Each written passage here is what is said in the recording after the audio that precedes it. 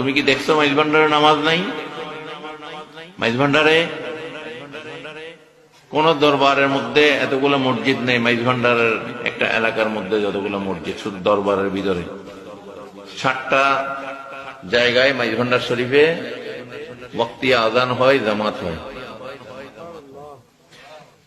জামে মসজিদ সহ। সুবহানাল্লাহ বলেন।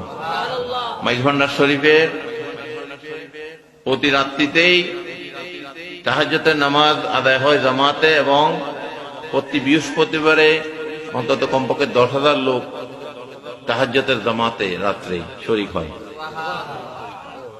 বাংলাদেশের কোন দরবারে তাহাজ্জুদের জামাতে এত লোক শরীক হয় না, কিন্তু অন্ধের দল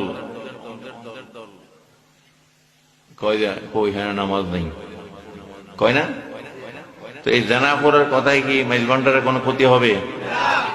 হ্যাঁ, এই সমস্ত জানাফর উগ্রবাদীদের কথায়, কাঠমোল্লাদের কথায় মাইজ ভান্ডারের কোনো ক্ষতি হবে না। এরা এগুলা কৌশল রচনা করে মানুষ যেন এইদিকে না যায়। যুব সমাজকে বললে হ্যাঁ ওরা হুজুরে যখন কইছে নিশ্চয় ঠিক, এগুলো হচ্ছে অনুমান। এটা করা অনুমান, একটা অনুমান।